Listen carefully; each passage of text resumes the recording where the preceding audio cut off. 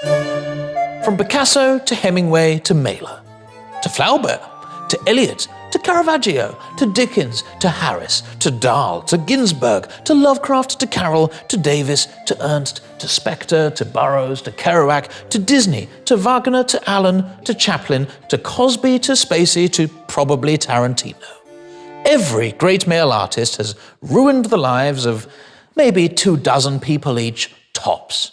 Yet now, the liberal left seeks to ruin the lives of millions more people by forcing us to reconsider those really nice things those artists did. As Walter Benjamin wrote, at the base of every major work of art is a pile of barbarism. And everybody was fine with that until they realized it was true. So I don't see why people these days are getting so het up trying to make us boycott the art of quote-unquote monstrous men, just because they're racist, misogynist, abusers, paedophiles, murderers, or whatever.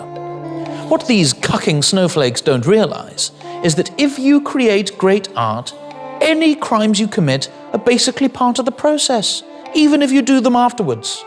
And romanticizing them is much easier than confronting them. These masterpieces might have come at the expense of innocent people's sanity, dignity, freedom, even their lives. But they came at my expense too, at the expense of a ticket to a cinema or gallery, with money I inherited. And I am entitled to enjoy their works without being reminded that a dozen or so people got abused while they were made.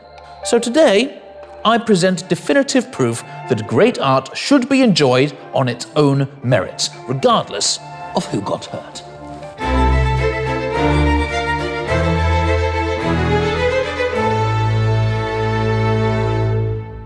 Here's the wanton destruction of a randomly chosen family to give me an idea for a painting by Cormac Mundy. This remarkable tableau depicts the painter himself engaged in brutal acts of violence, a dizzying blend of colour and form so spectacular that you should all overlook the horrifying real-life crimes they depict. Mundy is a painter who is always searching for a fresh perspective. Struck by inspiration as he struck the mother with her own severed leg, he clearly thought to himself, hey, wouldn't it be fun to imagine how what I'm doing right now would look to somebody stood over there? Notice the detail with which he strangles the father to death with his own intestines, symbolizing perhaps how Mundy himself felt choked by society's bounds, but perhaps more likely symbolizing how he really did strangle that man to death with his own intestines. With brushwork this vivid and finessed, it's hard not to feel as though you're right there at the scene of the crime. Particularly for me, given that these are my actual parents being slaughtered by Mundy. There I am, look, 7 years old, my scream of horror immortalized in watercolor by Mundy's canny eye.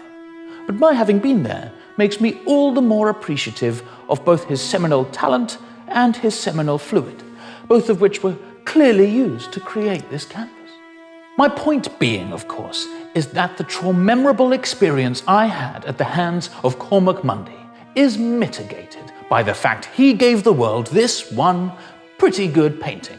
And even though my every glance at it brings back a myriad of deep-rooted psychological issues, not just for me, but for everybody who was in Finsbury Park Tesco's that day, it doesn't matter, as long as people like you, who weren't hurt by it, are able to look at this painting and say, yeah, I quite like that. Until next time, farewell.